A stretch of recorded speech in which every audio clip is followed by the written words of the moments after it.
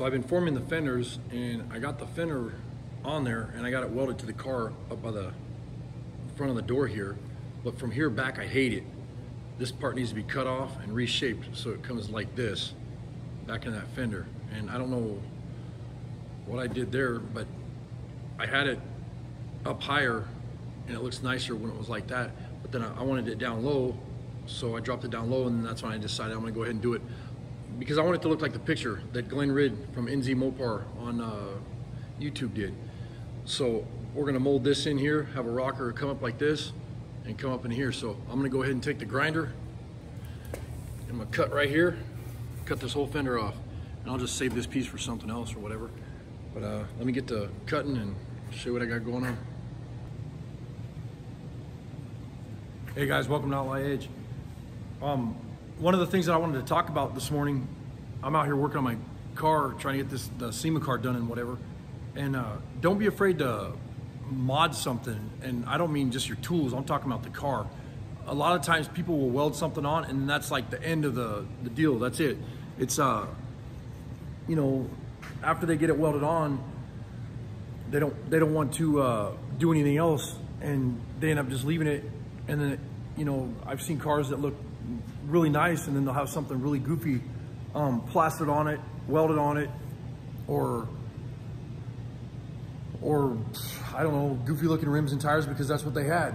Well, this morning I cut the fender off, and I'll flip the camera around in a second, but I cut the fender off halfway, and then Heidi and I last night, we figured out what we wanted to do with the fenders because I wanted it to look more like the Glenn Ridd NZ Mopar drawing. And we did that. I did that right now with a round rod, and I'll flip the camera around real quick and show you what I'm talking about. So here's the back part of the fender that was on there. I didn't like that at all, the way it was looking. I love the front part. So from here, it comes flowing back like this and then stops right here. And from there back, I hated it. So what I did is, I think this is the design I'm going with because it looks the closest to the drawing. And this is gonna take this big fender and flow it nicely like this down into a rocker, and then come right back up like this into the back fender. And you can see where I ran this round rod, and I'm gonna shape all this and get all this put together. I don't know if I'll do that today because I'm trying to get the other fender done so I can get it welded on the car, so I can start building the hood sides, the grill, all that kind of stuff. I still have to do the door surrounds, but I'm still waiting on the hinges for those. I don't want to cut the back window and everything until I have the door hinged and everything, but it's looking, I mean, I think it looks awesome. This looks way better than the way I had it. And I don't know, I mean, it's weird because it looked good when it was up on the bench, on the welding bench, or the welding table, and then, you know, once I put it on the car, I thought it looked stupid. But you just can't be afraid to cut stuff up. You know, if you don't like something, cut it up, move it, grind it, weld it. It's metal. You can always move it. You can always add and take away, so it's not a big deal. But I'm gonna keep hammering on this thing, and we'll see what happens.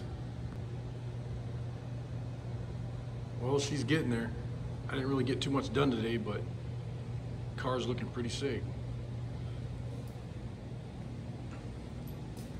Messed around with different ideas with this running board setup. You can't hardly see that rod running through there because there's no tape on it. Got the front fender all mounted, and built the mounts for the second fender. It's over there. I got to put it on tomorrow. But I got all this stuff done because the body's getting ready to come off, so I can put it on the jig, so we can weld underneath and flip the body over, and it'll probably go on a rotisserie or the jig or something. I'm not really sure yet. But I got all the stuff in the engine compartment all taken care of, so that the subfloor, I guess you'd call it, or the subframe, I don't know, subfloor, I guess, I don't know. It's all taken care of where we can get that all welded up and put, you know, do the gussets and stuff tomorrow. But I'm kind of burned out. It's getting late. I'm gonna go have some dinner. Thanks for watching.